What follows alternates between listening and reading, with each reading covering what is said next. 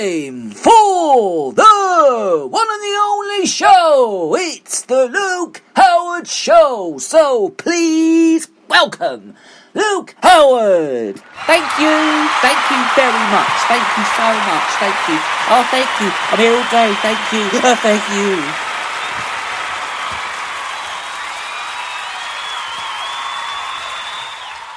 Oh, a lovely audience. Morning all. Good morning. Welcome to the show. It's Tuesday the 23rd of June. Hope everyone is well, and I hope your week is going very well as well. It's 10 a.m, which means it's the one and the only show, the Luke Howard Show. Of course, if it's between Monday to Friday, between 10 and 10:45-ish, or round about that time, then it's me, the one and the only Luke Howard. So everyone's well. Okay, so coming up then on the show today, we're going to be talking about the PM, who tonight is going to be doing a special mention about the pubs. So we'll talk about the pubs in a moment. We're also going to be talking about a story that sparked my eye last week. They were talking about Prince Charles on Thursday when they saw the red arrows. We'll talk about that as well. And another glorious day. Temperatures, of course, weather, of course, is going to hit 29 degrees. Would you believe, on Thursday this week? Wow, 29 degrees. Wow. That is very, very high. Of course, that could mean that it could be the hottest day of this year so far. Maybe. Could it mean that? Could it really mean that? I hope so. That's what it's going to be on Thursday. 23 was yesterday, 24, 25-ish today, sort of ish, and then 26 tomorrow, and then I think 29 to 30 on Thursday. Blimey, and now that is very, very, very hot, isn't it? Very hot. But yeah, so that's what's going to be happening with that, and it's going to get hotter over the next couple of weeks, which means summer is officially, of course, here. It's always here. Summer's here all this summer until the end of August, and of course, it shall be autumn again after that. So, let's kickstart, then we're talking about the pubs, because Boris Johnson is expected to announce tonight if the hospitality sector can reopen on the 4th of July. Now, okay, there's a pub not far from here, one of the villages, that's reopened. They're doing takeaway foods and takeaway drinks. My sister went there the other day with her friend, and they had a few drinks and had some food there, and they've been reopening up. There's been pubs and cafes that have been opening at the moment anyway, doing takeaways. So, it means that they could be opening very soon. So, okay. So you had non-essential shops that reopened in England already, with retail resuming from Wales yesterday. And the Health Secretary, Matt Hancock, he earlier said that England is clearly on track to further ease lockdown restrictions. But Number 10 warned the moves and would be revised if they had led to virus surge. The PM will discuss England's approach to the changes. Would you believe the changes? When will it be then? We don't know when it'll be. 4th of July. We know when it will be. And to approach the changes with the COVID-19 Strategy Committee yesterday, it was. And Mr Johnson will give an update today. And of course, whether with the next stage of lockdown easing in Parliament, of course, later today. He also expected to announce a reduction to 2 metre social distancing rule to 1 metre with some draconian measures. The change to the rule, which follows a government review, is expected to come into effect by the 4th of July.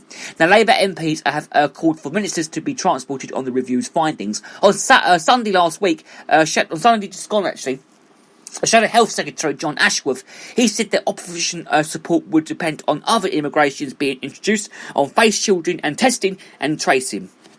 So, earlier, Security Minister James Brockenshire said that the 2 metre rule review would be informed by scientific evidence, but also experience around the world as well. He told BBC Breakfast that it was also important to recognise the importance of other factors on safety, such as whether people are indoors or outside, or whether they are wearing face coverings. I mean, shops, going back to shops, I went to a few shops the other day, and every single shop I went in, I asked them, I said, can I come in? Do I have to wear a mask? They said, no, you don't have to wear a mask, and you can come in. So for me, it's been very safe wherever I've been going. I haven't really been going out to other towns very, very much, but the other day when I went to a few shops, I asked them if I should be wearing a face mask, and they said no.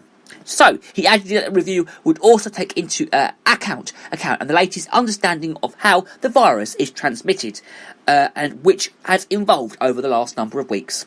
Now, Mr Hancock has suggested that customers may have to register when entering pubs and bars, so they can easily be traced if they come into contact with a coronavirus case. Asked on Sunday just gone about plans for registration and ordering drinks through smartphone apps, which we haven't got a clue how to use a smartphone app. We like to go into a pub and stand at the bar and ask for a drink 2 metres apart, and then you take your drink and you go and sit in the garden. I prefer to do that than actually using an app, because I haven't got a clue how to use an app. He said, I wouldn't rule it out, he said, and it wasn't a decision that we've taken yet, but there are other countries in the world that have taken that approach. He added that the very much hoped the 2 metre rule can be lowered with migrations and to cut the risk of transmission. The government has come under pressure from the hospitality sector to lower the rule, with many saying it would be impossible to trade under the current restrictions. Mr Johnson said that the government was striking the like glue to a road map if announced for England in May.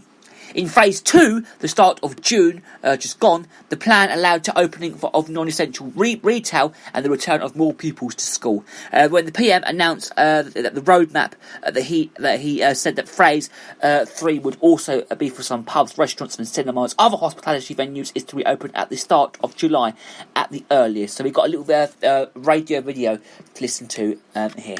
So stay at least 2 metres away from people if you do have to go out. It's not such a difficult thing. Do it. That's the UK government's message to keep us apart so we don't catch or spread the coronavirus. But unless you're 2 metres tall, it can be hard to know what that looks like without a measuring tape. It's about 3 steps. So, 1, 2, 3. Enough space so that you can put a bed between you. Or 2 shopping trolleys, or any of these people. Or, if you were holding a broom, you shouldn't be able to touch anyone with it. That's all fine in theory, but how does that look in the real world? Well, if you're in the street, it's about half a parking space. If you're in a park or the countryside, it's about 2 regular benches. If you're exercising, you may have to come off the path or cross the road. But hey, that all adds to the exercise, right? And on public transport, don't sit in the same row. Make sure you've got space in front and behind you. In an office, you need to be about 4 desk chairs apart. And when shopping, don't queue close together. Many shops have rules on how many people can be inside at any one time to ensure you keep that gap. But if you do have to queue outside, make sure you still keep that 2 metre distance. If you're getting a delivery, have them leave it on the doorstep. And if you're still not sure whether you're keeping enough distance, then add a bit more. Or see if you can hit them with a broom. Okay, so we went to a shop the other day, a supermarket, and there was a really long queue. We got an interview, we got a little thing with Boris Johnson in a minute that we're going to listen to in a moment. But first, we went to a supermarket the other day, and there were people standing well away from each other in the queue, literally away from each other, right away. And then my mother went to a supermarket the other day in the next town from here. And it was absolutely mad. There were people everywhere. No one was social distancing. But there you go. I mean, you get your supermarkets where people are doing the social distancing, and then you get the supermarkets where people are all standing away from each other and stuff. But some supermarkets are doing the right thing, and some aren't doing the right thing. It's all down to doing the right thing and not doing the right thing, sort of thing, really. So some Tory MPs and members of the hospitality sector have been appealing to the government to lower the 2 metre rule to 1 metre, as many venues said they would be unable to open otherwise. The World Health Organization recommends a distance of at least 1 metre, which is over 3 foot. But the UK government's scientific advisors, they say that distance carries up to 10 times the risk of being 2 metres apart. The other nations of the UK are yet to announce many plans to change the 2 metre distance rule. Number 10 said that detailed guidance would be published for each sector to businesses that do open and that can be COVID secure as part of any announcement. Here is a little video of Boris Johnson. Okay. Let me just give you where I am on all this, because, we've been talking about this for a long time. The disease is increasingly under control. I just want people to reflect on that important fact. Perhaps 10 days ago, 1 in 1,000 people had it in our country. It's now probably nearer 1 in 2,000, 1 in 1,800. It's going down. We're getting it down. The superhuman efforts of the British people in observing the social distancing rules have helped to depress it. So, of course, as we make that progress, it will be possible for us to open up more, and you'll be hearing more about what we want to do with not just with non-essential retail, but with the hospitality sector from July the 4th. And we're sticking absolutely like glue to the roadmap, to the plan that I set out on May the 10th. We're going step by step, making things easier for people, helping people to see more of each other, allowing more social contact, more social interaction. We'll be setting all that out. But it's very important that we don't lose our vice-like grip on the disease. We've got to keep it on the floor where we've got it, and so we've got to keep making those trade-offs. But on the progress on social distancing, watch this space, and you won't have very much more to wait now. In his speech on Tuesday, though, which is today, in his speech later on today, he is expected to warn the public, though, that they must continue to follow the social distancing guidelines to keep this coronavirus under control. And he will also reiterate pledges to use the NHS test and trace systems to detect and control local outbreaks through targeted lockdowns. Now, a number 10 spokesman has said the reason we are able to move forward this week is because the vast majority of people have taken steps to contain the virus. Now, the more we open up, though, the more important it is that everyone follows the social distance rules. He said we will not hesitate to put the heartbreak on to stop the virus running out of control. So let's move on then and talk about one more story in the newspapers, of course, because there was a story in the papers that sparked my eye from last week. So let's talk about that then, because Emmanuel Macron visited London the other day, the award of the city France's highest honour, and this is for its role in helping the country to fight Hitler's Nazis. The president arrived on the 80th anniversary of General Charles de Gaulle's historic broadcast from the capital, in which he reads how he rallied his people to resist the German cooperation. Mr. Macron and Boris Johnson, they watched the red arrows and their manual blue coloured equivalent from the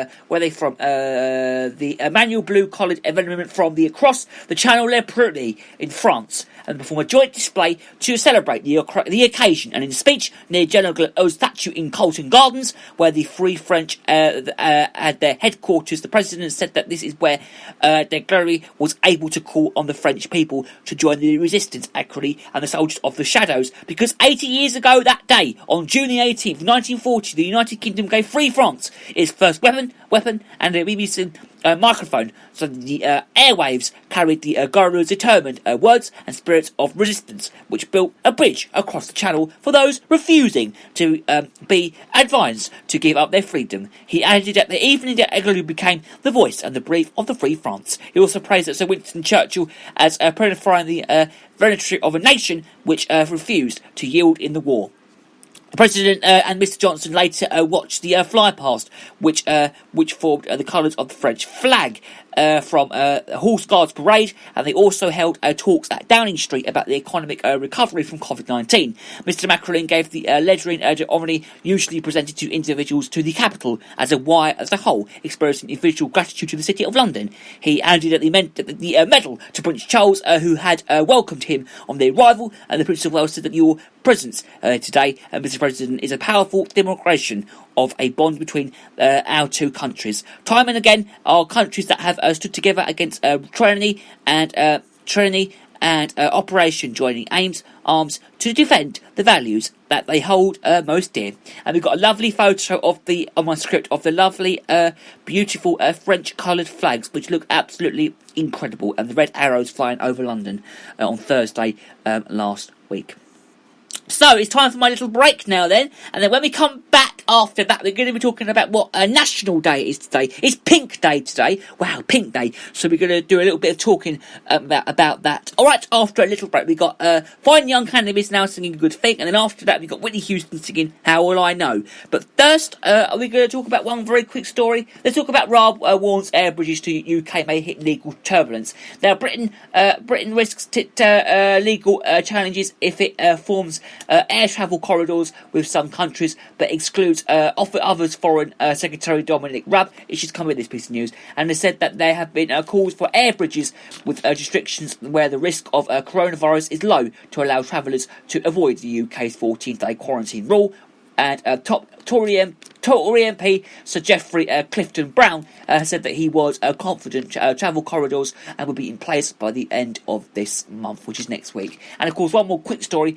The Prem star Grealish charged over lockdown 4x4 crash. Premier League footballer Jack Grealish has been charged